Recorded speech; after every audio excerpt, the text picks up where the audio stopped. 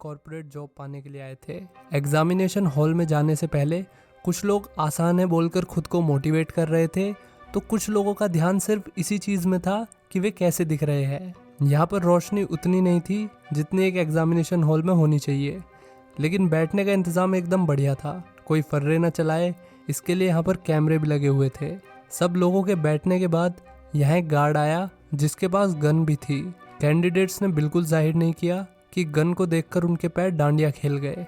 Guard के बाद एक कोट वाला शख्स आया जिसने अपना असली नाम नहीं बताया, बल्कि खुद को द इन्विजिलेटर के नाम से इंट्रोड्यूस किया। इन्विजिलेटर का मतलब जो एग्ज़ाम लेता है। हाँ, वही जो स्कूल टाइम में 3 घंटे लेता था और 5 मिनट भी नहीं देता था एक्स्ट्रा पेपर लिखने के लिए। अब इन्विजिलेटर ने उन सब से माफ़ी मांगते हुए कहा कि आप सब बड़ी तकलीफ़ों से गुजर कर यहाँ तक आए हो। कुछ लड़कियों का तो मेकअप भी ख़राब हो गया है। खैर, यहाँ पर हमें पता चलता है कि ये सब कैंडिडेट्स ऐसे ही यहाँ पर नहीं आ गए, बल्कि ये पिछले सभी टेस्ट क्लियर करके यहाँ तक आए हैं। अब इन कैंडिडेट्स के पास मौका है इस एग्ज़ाम को पास करके अपने सपनों की जॉब पाने का। इन्विजिलेटर ने इन सबको यहाँ के कुछ रूल समझाए, जैसे कि यहाँ बाहर का कोई भी कानून वैलिड नहीं होगा, इन्हें सिर्फ यहाँ के रूल्स ही मानने होंगे। ये लोग ना तो गार्ड से बात कर सकते हैं और ना ही इन्विजिलेटर से। कोई भी कैंडिडेट अगर जाने अनजाने में अपने क्वेश्चन पेपर को नुकसान पहुंचाता है या फिर उठ के बाहर जाता है तो उसे डिस्क्वालीफाई कर दिया जाएगा। कैंडिडेट्स को 80 मिनट का समय मिलेगा और उनके क्वेश्चन पेपर पर सिर्फ एक क्वेश्चन है। अगर उन्होंने उसका जवाब दे दिया तो वे पास हो जाएंगे। इसके बाद इन्विजिलेटर ने उनसे पूछा कि अगर उनके मन में कोई भी सवाल है तो अभी पूछ लो, पर किसी ने कुछ नहीं पूछा और फिर इन्विजिलेटर टाइमर सेट करके बाहर चला गया। अब कैंडिडेट्स अपना पेपर देखने लगे। उन्होंने खूब घुमा घुमा के देख लिया, पर उन्हें पेपर पर कुछ भी नहीं दिखा, जिस वजह से ये सब गधों की तरह एक दूसरे को देखने लगे। जैसे जैसे टाइम बीतने लगा वे लोग नर्वस होने लगे। इसलिए कैंडिडेट नंबर 2 ने अपने पेपर पर लिख दिया कि मुझे ये जॉब इसलिए मिलनी चाहिए क्योंकि मेरे टूथपेस्ट में नमक है।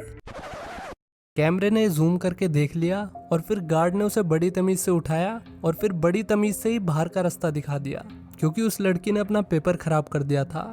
इसके बाद कैंडिडेट नंबर 5 ने याद किया कि इन्विजिलेटर ने कहा था कि वे गार्ड या इन्विजिलेटर से बात नहीं कर सकते, मतलब वे आपस में तो बात कर ही सकते हैं। उसने ये बात सबको बताई और उनसे कहा कि हम सबको साथ में मिलकर काम करना चाहिए, तभी हम क्वेश्चन को ढूंढ पाएंगे।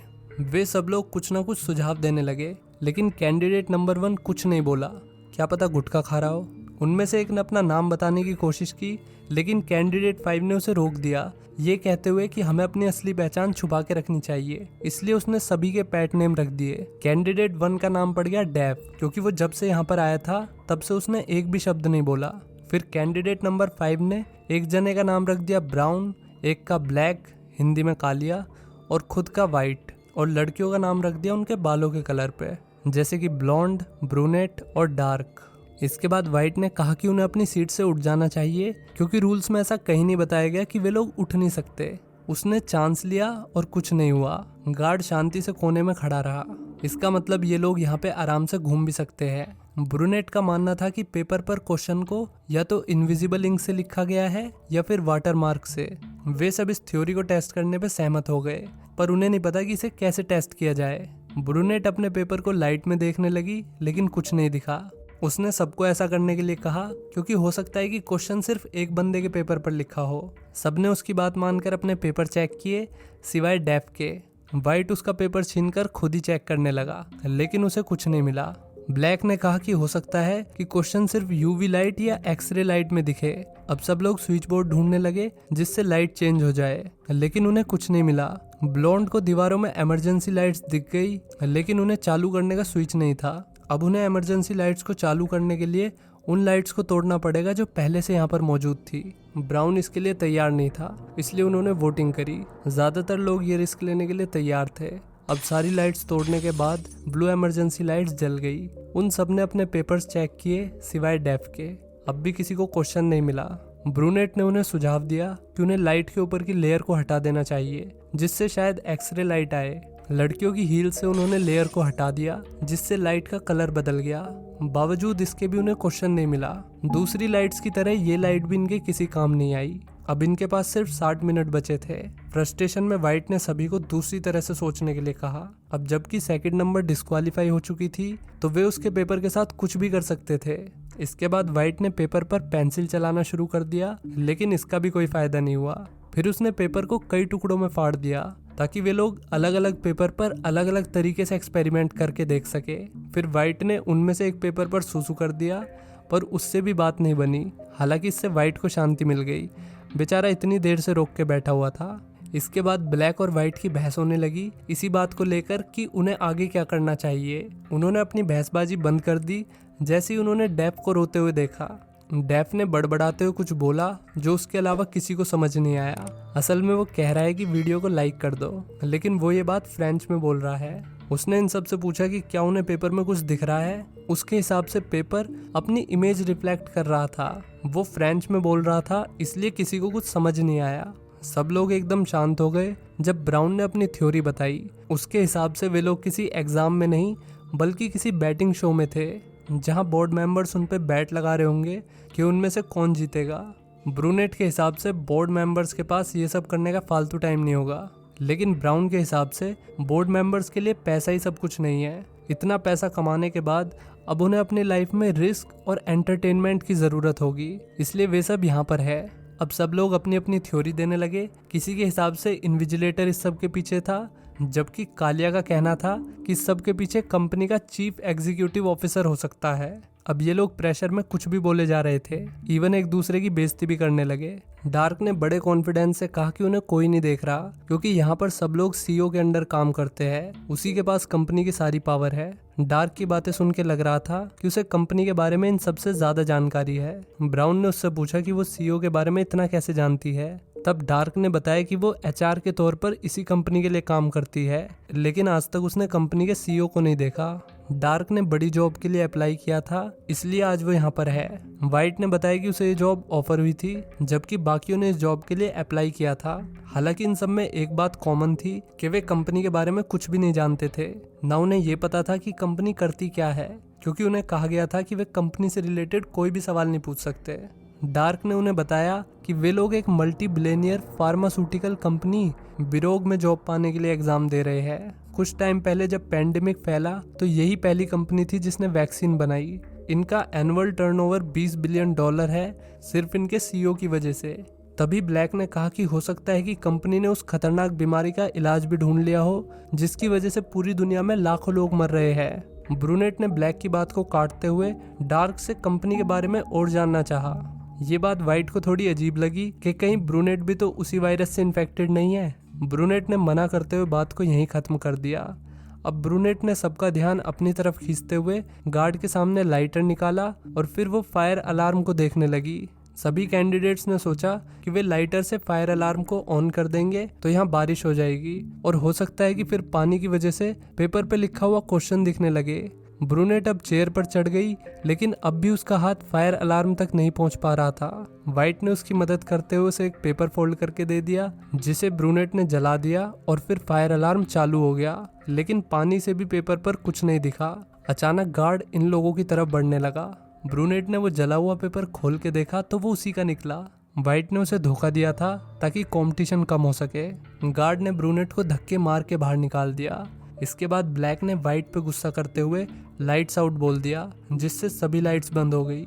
इससे ग्रुप को पता चल गया कि लाइट्स वॉइस एक्टिवेशन से कंट्रोल होती है। इसके बाद डीप रोने लगा। वाइट ने उसे और परेशान किया और फिर डीप को जबरदस्ती उसी का पेपर खिला दिया, जिसके बाद गार्ड ने डीप को भी निकाल दिया। अब 8 में से सिर्फ 5 कैंडिडेट बचे थे। ब्लैक वाइट पे भड़का हुआ था, लेकिन वाइट का कहना था कि उन सबको उसे थैंक यू बोलना चाहिए, क्योंकि उसी की वजह से कंपटीशन कम हुआ था। उसके हिसाब से उसे ये भी पता था कि क्वेश्चन क्या है, लेकिन उसने बाकियों को बताने से मना कर दिया। गुस्से में ब्लैक ने उसमें घूसा धर दिया और फिर ग्रुप ने उसे सीट से बांध के उसका मुंह बंद कर दिया। थोड़ी देर बाद वाइट को होश आ गया, इसलिए डार्क ने उसकी पट्टी हटा दी। वाइट ने बताया कि उसे पिल्स लेनी होगी, नहीं तो वो मर जाएगा। दरअसल वाइट वायरस से इन्फेक्टेड था और उसे जिंदा रहने के लिए एक पिल लेनी पड़ती थी। ब्लैक को उस पर विश्वास नहीं था, फिर भी उसने पिल को ढूंढने की कोशिश करी, मगर उसके हाथ कुछ नहीं लगा। वाइट के हिसाब से उनमें से किसी ने उसकी पिल चुरा ली थी। अब वाइट ने कहा कि अगर वो उसकी पिल दे देंगे तो वो बता देगा कि क्वेश्चन क्या है। जल्दी वो बेहोश हो गया। कुछ लोगों को लग रहा था कि वाइट नाटक कर रहा है, लेकिन ब्लैक ने उसे ध्यान से देखा तो वो समझ गया कि ये सही में वायरस से इन्फेक्टेड है। वे लोग रूम में उसकी पिल ढूंढने लगे। अब इनके पास सिर्फ 15 मिनट बची थी। डार्क को ब्राउन पर शक था और उसका शक एकदम सही निकला। ब्राउन ने वो पिल अपनी टेबल के नीचे छुपा रखी थी। उसने वो पिल वाइट को खिलाने की कोशिश की, मगर ब्राउन ने ऐसा होने से पहले ही पिल को वेंट में फेंक दिया। ये देखते ही डार्क पैनिक हो गई और वो कैमरे में देखकर इन्विजिलेटर से मदद मांगने लगी। मदद तो आई नहीं, पर गार्ड ने उसे जरूर बाहर भेज दिया। इसके बाद ब्लॉन्ड ने अपनी चिमटी से पिल को बाहर निकालकर वाइट की जान बचा ली। ये करते हुए उसने वाइट के हाथ भी खोल दिए। उसके होश में आने के बाद सब लोग उससे आंसर के बारे में पूछने लगे, जिसे बताने का उसने वादा किया था। वाइट ने बताया कि वे लोग ही आंसर है।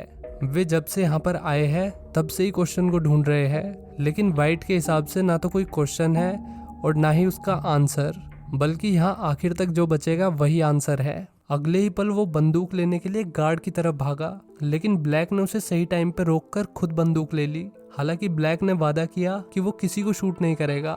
उसी वक्त वाइट ने उस पर हमला करके गन छीन ली। हालांकि उस गन को चलाने के लिए गार्ड के फिंगरप्रिंट चाहिए थे, इसलिए वाइट गार्ड के पास गया और उसके हाथ का इस्तेमाल करते हुए बाकियों पर निशाना लगाने लगा। उसने सबको धमकाते हुए वहां से जाने के लिए बोला, नहीं तो वो एक एक करके सबको शूट कर देगा। ब्राउन अपनी जान बचाने के लिए चुपचाप बाहर चला गया।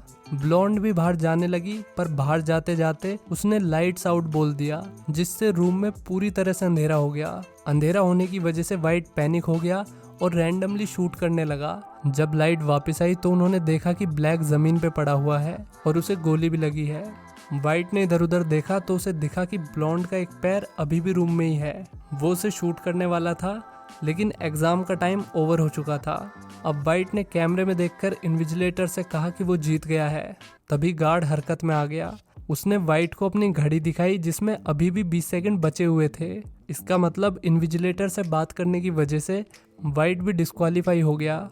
यहाँ पर हमें पता चलता है कि डीप ने टाइमर को चेंज कर दिया था जब बाकी लोग दूसरी चीज़ों में बिजी थे। अब एग्जामिनेशन हॉल में सिर्फ ब्लॉन्ड बची थी। उसने डीप का चश्मा उठाया और उसकी मदद से पेपर को देखा। पेपर पर सिर्फ क्वेश्चन 1 लिखा हुआ था। तभी वहाँ डीप आ गया। उसने बताया कि वो ही इस कंपनी का चीफ एग्जीक्यूटिव ऑफिसर है। उसने टेस्ट में हिस्सा इसलिए लिया था ताकि वो सब पे नज़र रख सके। अब यहाँ पर इन्विजिलेटर भी आ गया। यहाँ पर हमें पता चलता है कि इन्विजिलेटर ने जो टेस्ट शुरू होने से पहले पूछा था कि क्या तुम लोगों का कोई सवाल है, इन लोगों को सिर्फ उसका जवाब देना था। ये पूरा टेस्ट सिर्फ कैंडिडेट्स की इंटेलिजेंस को परखने के लिए बनाया गया था। ब्लॉन्ड ने टेस्ट पास कर लिया था, इसलिए सीईओ ने उसे अपनी पर्सनल सेक्रेटरी की जॉब ऑफर करी, मगर ब्लॉन्ड ने मना कर दिया। वो ऐसी कंपनी के लिए काम नहीं करना चाहती थी जहाँ पर लोगों को मारा जाता हो। यहाँ पर हमें पता चलता है कि ब्लैक बिल्कुल ठीक है। उसे बुलेट से नहीं बल्कि एक कैप्सूल से हिट किया गया था। एक ऐसा कैप्सूल जो शरीर के किसी भी रोग को ठीक कर सकता है। ये जानने के बाद ब्लॉन्ड ने जॉब एक्सेप्ट कर ली। इसी के साथ ये मूवी यहीं पर ख़त्म हो जाती है। तो कैसी लगी दोस्तों ये वीडियो, कमेंट करके बताओ और वीडियो को लाइक